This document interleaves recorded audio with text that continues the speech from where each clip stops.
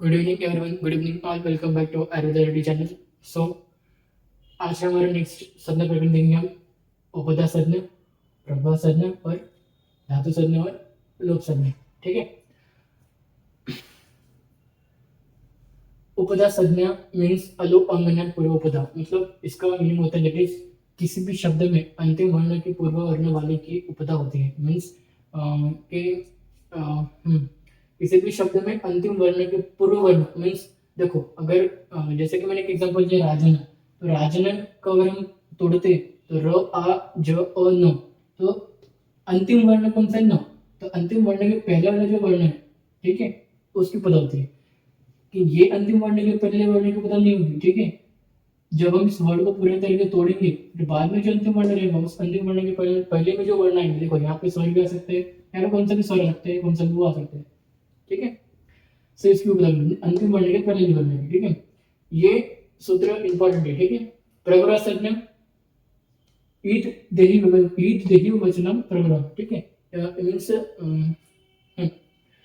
एक पद उत एक इकारंत उकारंत और एकारंत मीन्स ये हम शब्द पे पढ़ेंगे कि करंत क्या है, उकारंत क्या है, एकारंत क्या है। ठीक है। मैं आपको शब्द पे पढ़ाऊंगा। ठीक है। जब शब्द हम स्टार्ट करेंगे। ओके। ठीक है। अब बस फिर कितना देखो, ईट उत ए इकारंत उकारंत एकारंत वाले शब्द की प्रगुण संज्ञा होती है। ठीक है। जैसे उदाहरण मिले हरि एतो, ये द्विवचन का रूप है। ठीक है।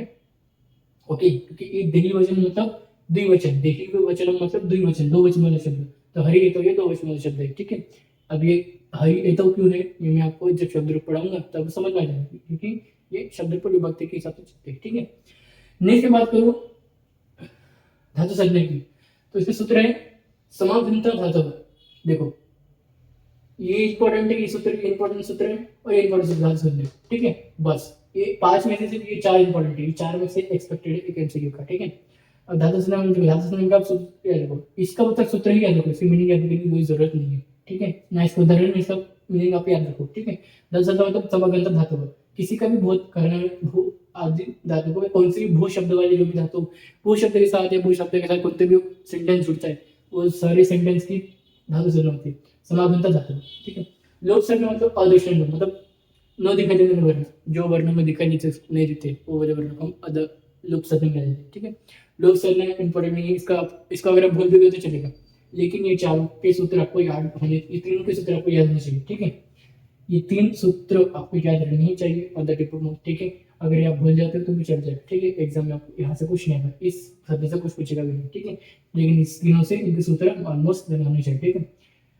मैं उसके भी चांसेस है कि उपदा संज्ञा को पूछते और प्रभा संज्ञा पूछते, धातु संज्ञा पूछने की कोई चांसेस नहीं। ठीक है।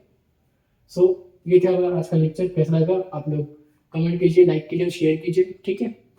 और किसी को नोट्स चाहिए तो मुझे डायरेक्टली कॉन्टैक्ट करो, मेरा नंबर वीडियो के डिस्क्रिप्शन बॉक्स में देकर है।